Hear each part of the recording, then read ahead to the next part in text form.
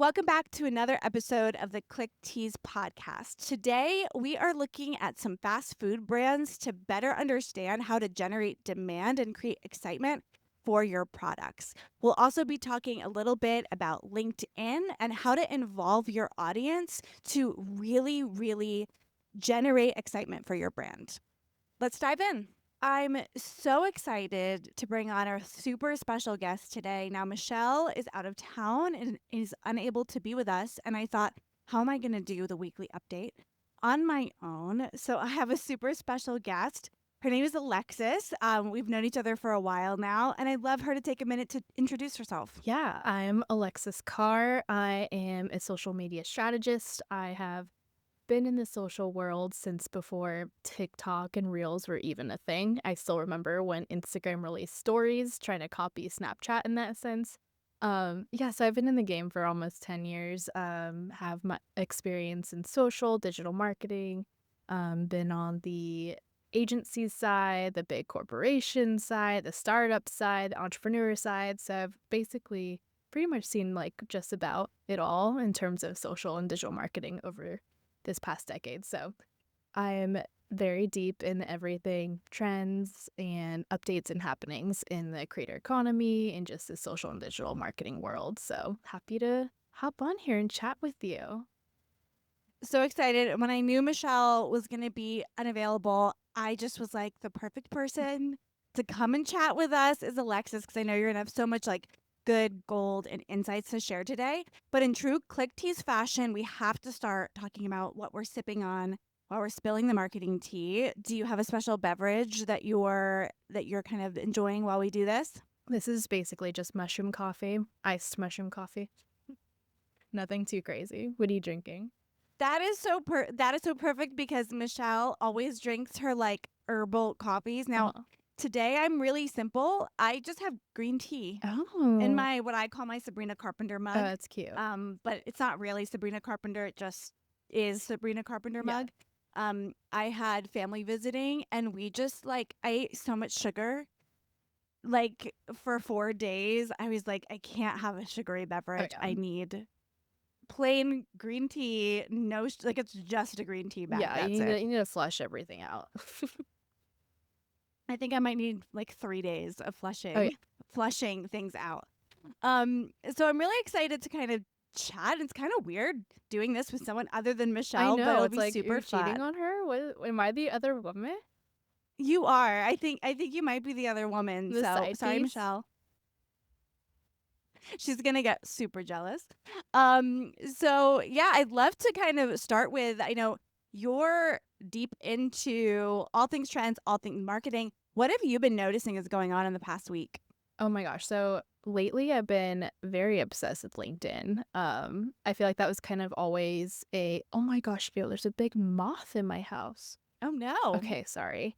Um, hopefully it doesn't fly over here to me.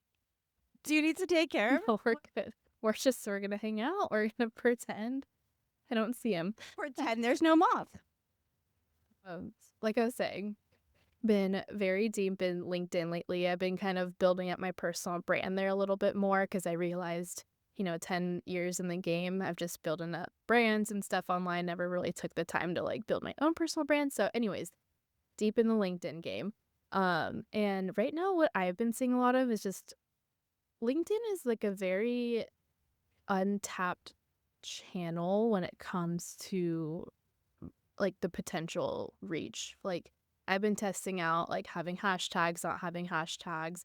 So sometimes I get fed content that like has nothing to do with who I'm following or like the type of trends I follow, but like they I get hooked all the time. But anyways, what I see is kind of like emerging a little bit more on LinkedIn is just people kind of calling out all the AI produced content. Obviously, there's like a long list of like what makes something so obviously AI, right? The joke on LinkedIn is that like anything with M dashes and then the structure of the writing of like if it's not X, it's Y. And like you can just kind of tell too, like when someone's writing. Like it just sounds a little bit more robot-y.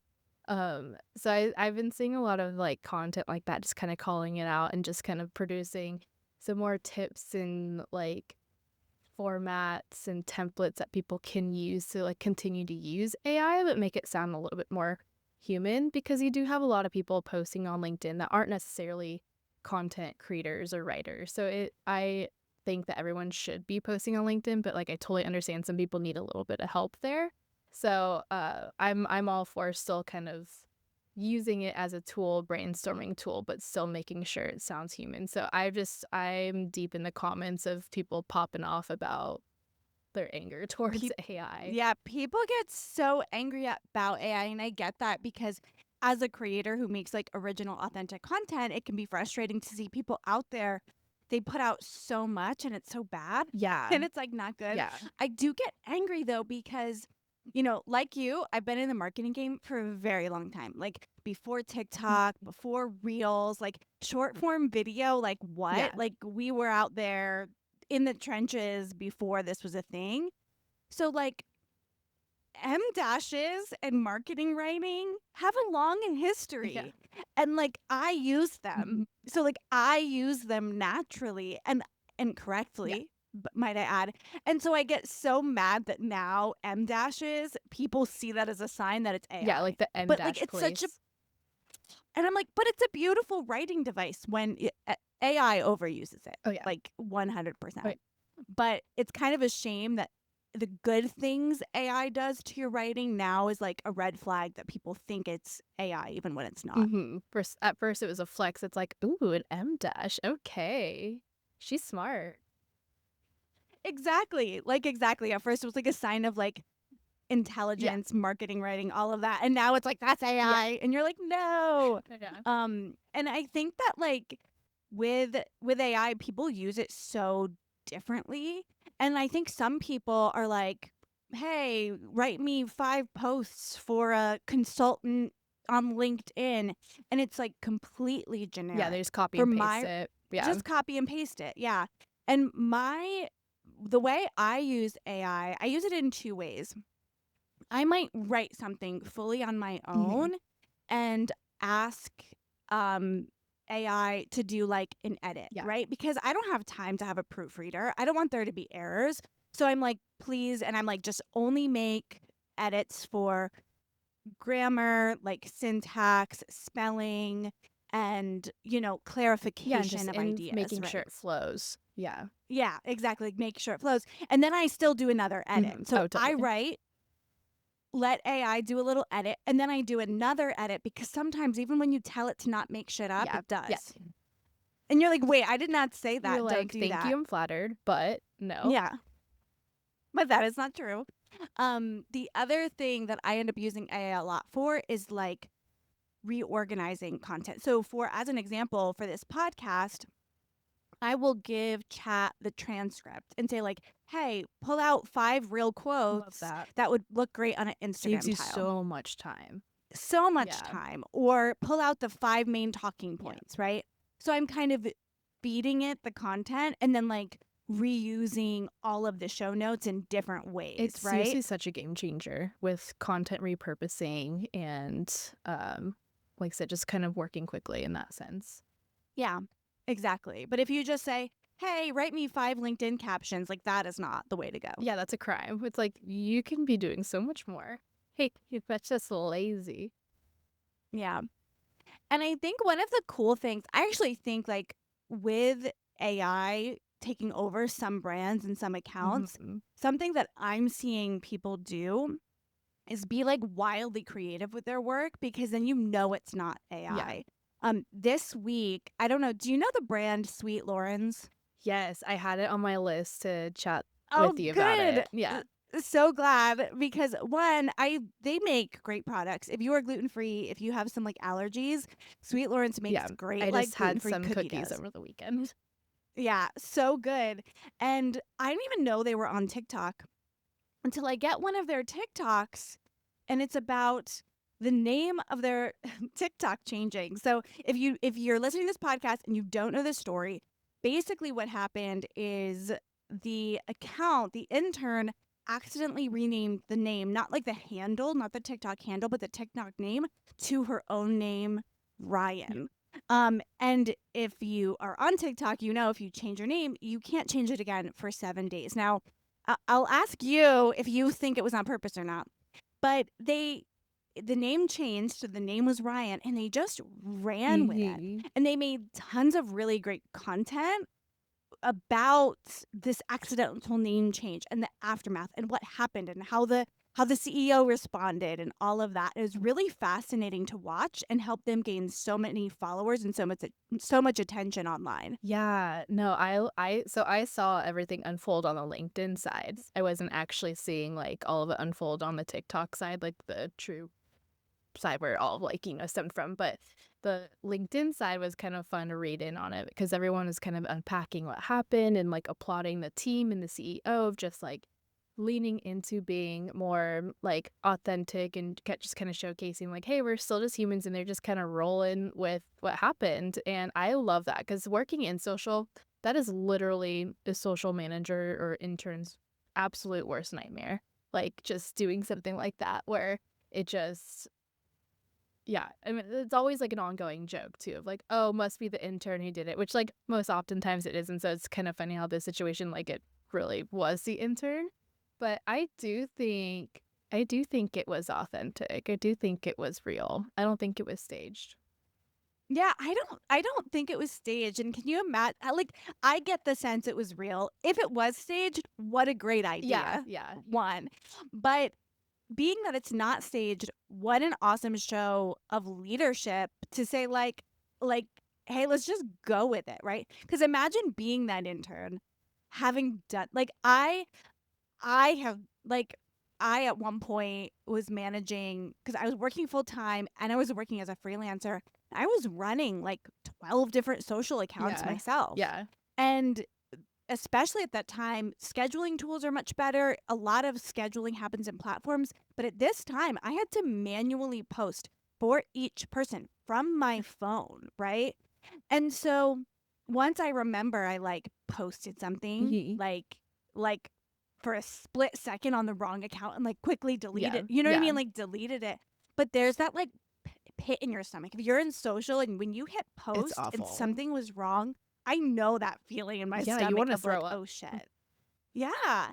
So she had this moment where she's like, shit, what do I do? Right? Like I majorly messed this up. Now it's my name. There's nothing I can do about it. And I had to go to her Yeah. boss with some sort of plan of what's next. Well, it kind of makes me think of those emails too, where they'll send out like an email marketing team will send out an email on accident and they send a follow-up one like, oops, sorry, but then you're more like just as humans, you're more inclined to like click it. You're like, what did they mess up? Like, let's see. Uh huh. And I know sometimes people do that like on purpose because they know that it will like increase your open rate, but um this situation kind of reminded me of that because I think just at the end of the day, we're all real people, real humans who make mistakes. And I think people just really love seeing brands lean into that just because it kind of opens up the door, just being like, hey, we're just like you. Like, we're Yeah. authentic. And yeah, just kind of, it, it just humanizes it and just makes it think like, oh, this poor girl. Like, let me show some support to this brand and make her feel a little bit Yeah. better Let's about the let's mistake. let's show some support. And then they also like made a whole story about it It's a whole because right, campaign, like a a 7-day whole campaign. campaign. Exactly. A whole campaign. And I'll see, I don't actually, I don't know if they're on day 7 or not, where they actually It could are, change if they're back. going to change it back, but they're joking about keeping the Yeah. name the same. And they were able to take that mistake and actually use it to grow the account and get attention. I've eaten their products before and Mhm. purchased their products before. Never saw one of their TikToks until this Yeah. happened. And then they have this whole life and this whole thing. And I think as creators, we are so scared. Like sometimes as creators, as business owners, we're so scared of making mistakes. We're so scared of sending out an email with an error in it that we just don't do anything. Like we don't create. But if you don't put stuff out into the world, if you don't create, if you don't talk with people, you're never going to grow your Mhm. brand, right? Mhm. Like you've taken some time to say like, you know what? I'm going to start growing my personal brand on LinkedIn. If you were scared every time you posted about being perfect, you would never post. Yeah, and I think just social in general and marketing in general has just kind of evolved into before in social was all about the aesthetic grid and everything being perfect and polished, just only showing highlights and stuff. And now I feel like social is just kind of going a little bit more of that like raw, organic, authentic route and just being imperfect and real. And I love that. I love that for us. I do too. I remember like when I first started in social, that was so intimidating. It was like so intimidating and not very fun. Like to just not have fun on the internet. And this was this was a long time ago. When year was this? I don't remember. Maybe like 2017. What a I good was time. working on an account. Like that 2017 was like a flip over, I Yeah. think. Like that was like an interesting time. But I was running an account and we were very obsessed with every photo, everything being perfect. We started posting hand-drawn memes and blew up. Like, you know what I mean? We had these studio photos Yeah. and, videos that, were clips from videos that cost 20 grand to make, right? Yeah. And they were like flopping. And then like hand-drawn janky meme. Yeah. Share, everyone's obsessed. Yeah. And I think that's something to think about. Like, what is going to make your target audience share? Because when you think about like Sweet Loren's for a minute, everybody's talking about them. They're talking about it on LinkedIn. It happened on TikTok. I'm sure their sales are taking a boost because people are like, oh, that's that brand, Yeah, right? totally. They aren't talking about cookies. No. Like their social content is not about cookies. It's about this like silly behind the scenes life at this company with this intern who made a mistake, right? Yeah. They're not talking about cookies, but it still sells cookies.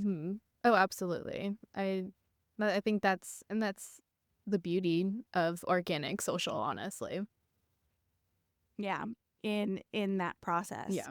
So another big thing that happened this week, I don't know if you've been following this, but Alex Hormozi launched a new book. Oh, no. So did you follow that campaign at all? So Alex Hormozi, I mean, most of you listening to this podcast probably have heard of him. If you haven't, he's just one of the big names in the marketing guru, online marketing space.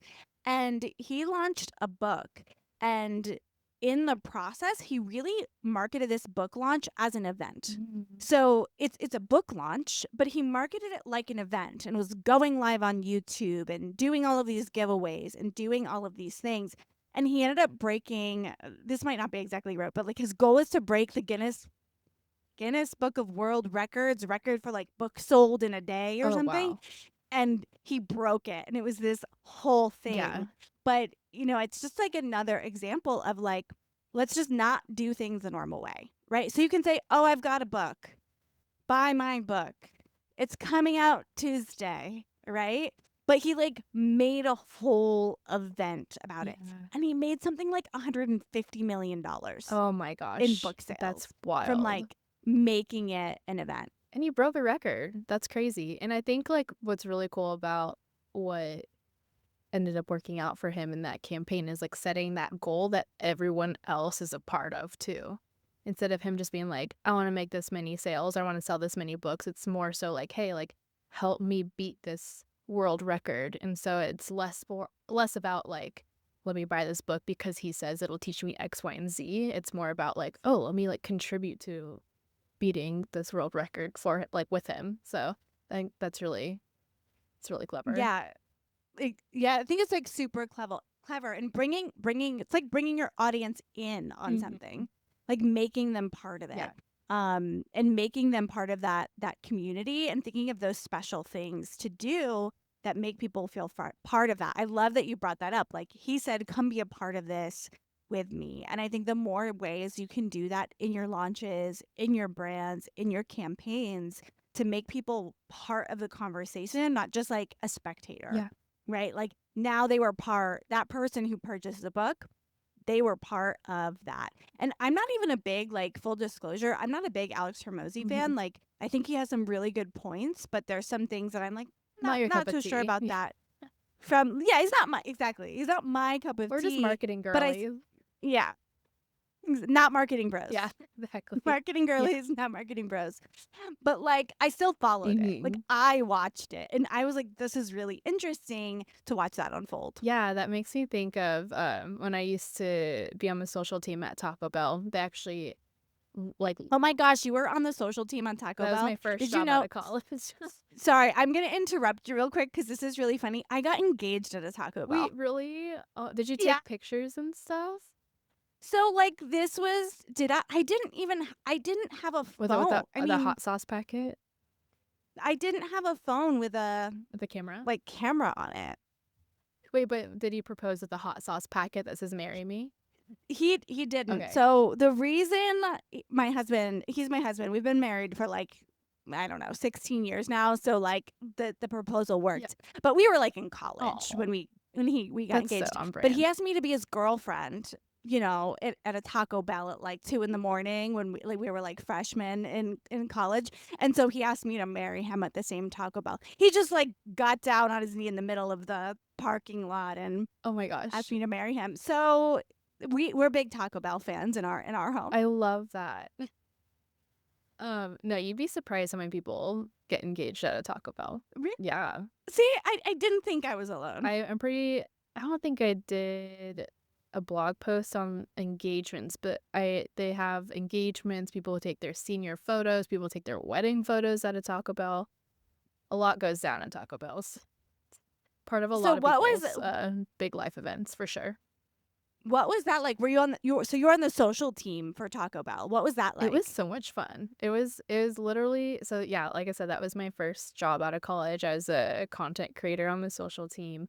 This is when brands were like first having social strategies and a social presence. I will say like Taco Bell is one of the first brands who kind of like opened that door and started that trend of brands just being sassy and unhinged on Twitter. X now. But I'm never gonna get used to that. Never. It's like, okay, they all are starting to sound the same, but whatever. Yeah, it was a blast. It was a lot of fun. It was just it was a time on social where it was a mix of like, you know, having photo shoots for these product launches and just really leaning into like the cultural trends and like aesthetics, and it was before like memes like really were appropriate on Instagram.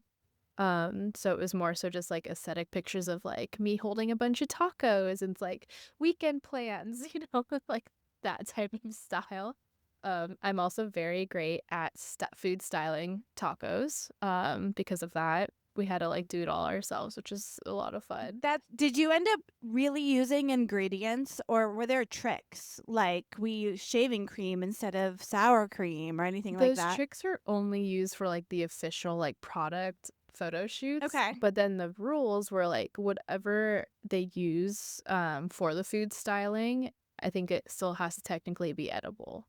Like that's like a rule. Okay. Like advertising and like just food photography. So yeah, they would style it there. Like we'd be holding a burrito and it'd be stuffed with like mashed potatoes to kind of like hold its form. To like, Yeah. Where was I going with this? Oh yeah, the Alex Hormozi book launch. So before I actually joined Taco Bell on their team, they had just launched this massive campaign to bring their audience and their customers along to sign what's that thing that people sign if they want to not pass something, but like I'm blanking on like a bit, like a, I'm blanking. So and like in government, like pass a bill. oh gosh, what is that word? Not like a form. It'll come to me, or maybe it'll come to you. But basically, it was to get the taco emoji to be a thing. I don't know if you remember this, but this is like 2015, 2016. So the taco emoji didn't exist. They launched this whole campaign of like, let's get a taco emoji. Everyone sign petition. That's Oh, the a word. petition. Yes. That's it. Maybe I need to drink some more of this. Yeah. But anyways, Yeah, so they launched this whole petition so everyone would sign it. I don't even know how many signatures they ended up getting, but it became a thing. So that was like a cool example of like having this goal and bringing everybody in on it to like make it a thing and make it happen. And it was just a taco emoji. Wasn't anything that has to do with their product, like no crunch wrap, no burrito. It's just like, no, let's make a taco emoji because it leans into the culture of their audience, of the brand. It made sense. So I obsess over campaigns and plays like that from a brand perspective of like, okay, how can you create a moment and like a cultural moment for your audience to be a part of and experience with you? And it's not always about like, oh, like our Doritos Locos Taco. Like, it's like Yeah, that's it's that's a not. part that like angers me of brands who like only see social as a broadcast to talk about themselves and their products. It's like, no, there's so much potential there to like have a Yeah. lot more fun. So yeah.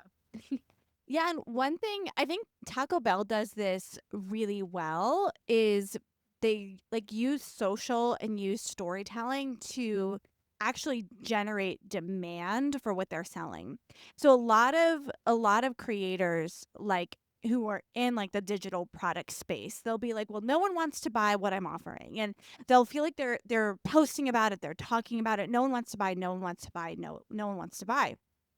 But Taco Bell does a really good job like rotating menu items and having things be limited edition where like Yeah. limited time Yeah. only, and so that people talk about it. And the food doesn't not even have to be good No. all the time, right? It's just about getting people in the doors and getting people talking. So the new fire something something, and then you're like, oh my gosh, I just have to try Yeah. that, and it creates a moment. I'm reading the book. I was actually talking about this last week on the podcast. I'm currently reading through the book Contagious, Hmm. and I keep forgetting the author's name, but it's this professor who has done a lot of research on like what makes things take off or go viral and or like gain traction with people. And he was talking about the McDonald's McRib and how when the McRib launched, it like I've never eaten a McRib in my life, and I probably never will. But when it launched, it like the sales were horrible. Like no Oh. one wanted it, no one was interested, so they took it off the Yeah. shelves. And then they relaunched the same product as like a limited time menu item, and sales went like That's nuts. And crazy. so now they sell it like once a Yeah, and year. it's a It whole like event. It's a whole thing.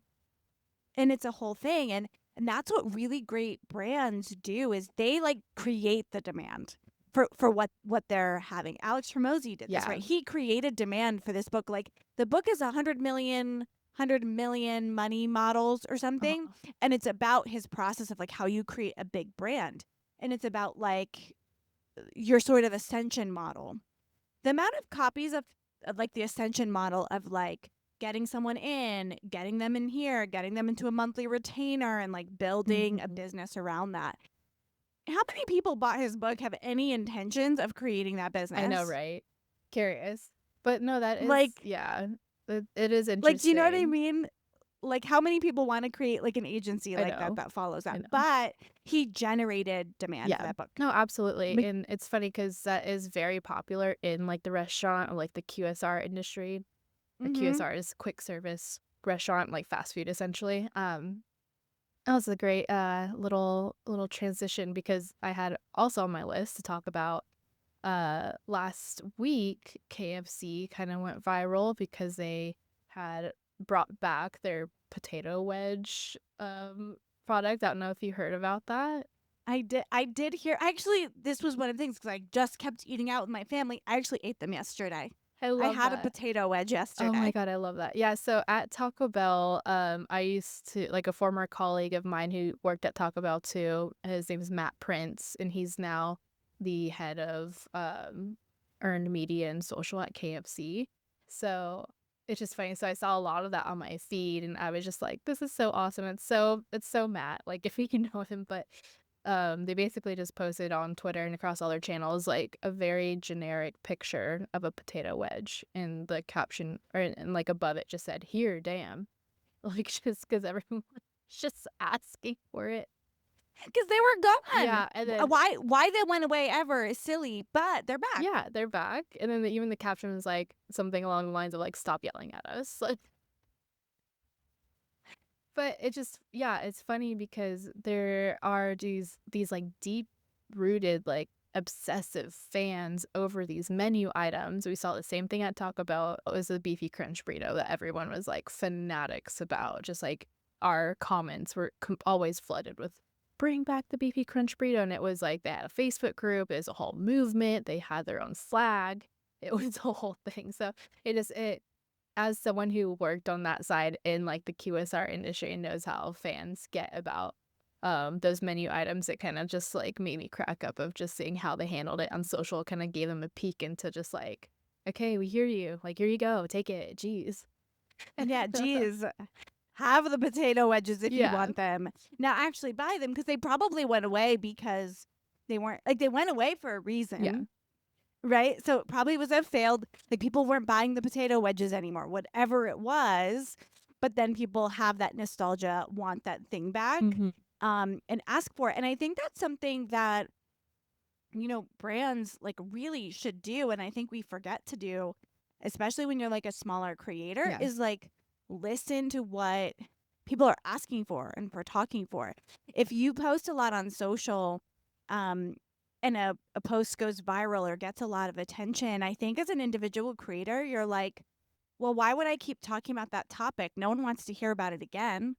But if you got most views talking about a certain thing, talk about it again. Oh yeah. If you got most views on a certain style of video, keep doing that. Like, your people will tell you what they want. Absolutely. And that's the fun thing about social. It's a full testing ground. Like it's not that deep. You don't have to like stick to a rigid content pillar or strategy. Like who knows, like just some random post about this specific random topic you didn't think anyone would like. That's what your audience wants. And so be willing to be flexible and lean into that. And just keep testing. Like I'm always testing, and like even brands should always be testing. That makes me think of Cassie Ho of Blogilates. She has this her clothing line as well, PopFlex, and that's literally what drives probably almost 100% of her comments and engagement are just people in the comments. She's like, can you do this? Can you make it this length? I love this, but can you make this with pockets? And then she always like listens and will literally release products and like clothing products to her new line just based off of that feedback and what people want. And I think she's just like a very good example of like creating that type of relationship with her very dedicated fans. Which is like, it's always fun to follow along. But then also on the other side of it, I'm like, it's also got to be annoying. Like, here's this thing I created for you, and I poured my blood, sweat, and tears into it. And then everyone's like, cool, but it's just like, oh my God. But can you make it a different color? Can you or just add like pockets? be happy with this one thing? Like, stop asking for things. Like, Stop asking. yeah. But it's also about creating that community, right? Like when you listen to feedback and respond to feedback, you're telling your customers and your followers, like, you're a part of this company. It's like Alex Hormozi breaking a record with all of these people. It's like we're building this clothing line together and being able to be nimble and reactive. And obviously you're not going to be able to react to every little ask that people have. But you have to respond. That's something I really learned from startup culture, because I've worked at a couple of startups, and I worked at this one company where we were creating AP exam preparation materials for high school students. And our first sale ever was a teacher. So the course was geared for a student to take on themselves, and the first person to purchase it was a teacher. And then like the second person to purchase it was a teacher. And we were like, wait, are we like, this is interesting. Yeah. And then we kind of started talking to the teachers that were buying it and how they were using it and why they bought it and all of that. And quickly realized we needed to launch a teacher version of the product that had answer keys and had group discussions and had a way teachers could use it. And that's really how the company, while originally intended to be for students, teachers were the ones who made the majority of that Yeah. company's revenue by buying the resources to use in their classroom. Yeah. And you got to listen to that, and you just got to pivot where it makes sense. Because, like, whatever you think is better, that's cool, but, like, your audience essentially and your customers are the ones who, like, actually need to tell you, like, what direction to go for sure. Exactly. Exactly. Awesome. So far, we've talked about some really good things. Do you have any other burning hot takes you have to share with our podcast today? Just one more thing that I saw pop up on my LinkedIn. So I'm one of my connections. She posts a lot of like really funny things. Her name is Dana Castillo. So I just want to like give credit where credit's due. But she posted something that apparently banana bread recipes are trending on TikTok. So I don't know if you know that's a thing. Are you aware of the banana? I'm not on banana bread TikTok. Well, you need to get on it. So apparently, like someone posted a question on TikTok, like, okay, what is the male equivalent to receiving flowers? How like women like to receive flowers, and then the overwhelming response in the comments was banana bread, like super random, but I guess that like was something back in what did she say? I forget when it was, but someone kind of talked about how like a guy posted a video of himself. He's like, I just received banana bread, and this is like the best gift I've ever received. So, and all the men are like just agreeing, like, yes, this is a thing. So it kind of turned into a craze on TikTok of everyone sharing their best like banana bread recipes, filming themselves, like gifting it to their partners, boyfriends, and husbands, and seeing their reaction. So I just thought that was like kind of a funny random trend happening right now. And like That's so random. I think that's really random. And the thing is as like what I find when making content, like for myself, this podcast, for other things, when you can like get yourself in on the conversation, right? Like when you can like join a conversation that's already happening, you can kind of get that flow. So if you're on TikTok and banana breads, but I'm doing great today, and banana bread recipes are trending, how do you interact with that if you're a brand that has nothing to do with banana bread? Like, but you can make jokes about it. If maybe you're a gifting company, right? So maybe you sell gifts and you sell, I don't know, men's watches or engraved things people give to men, and Father's Day is coming up. And if this trend was actually Father's Day passed. yes. But anyway, like just pretend for a minute it's Father's Day. You could start making jokes about gifting banana bread alongside your watches, or something like that. Or imagine right? like that, like a picture of just like a fresh loaf of banana bread next to like whatever your product is or something, Exactly. Yeah. There's lots of fun ways There's lots of fun ways, right? Pairing banana bread with whatever it is you do, or even if you're just an individual creator who does coaching or education or something, like sharing your banana bread recipe, like why not? Because people get to know you a little bit. So like knowing what's trending and like what's kind of going on can help you jump on things and like kind of get what you're doing in the conversation. Totally. And part of it, I know we talked last week on the podcast about Taylor Swift's record new album launch, and like lots of brands were like making fake covers, right? Like making fake album covers with the colors of her album to like generate the buzz, right? They're kind of just joining the popular conversation, and that can give your content a boost. Oh yeah, definitely. Obviously, like where it makes sense.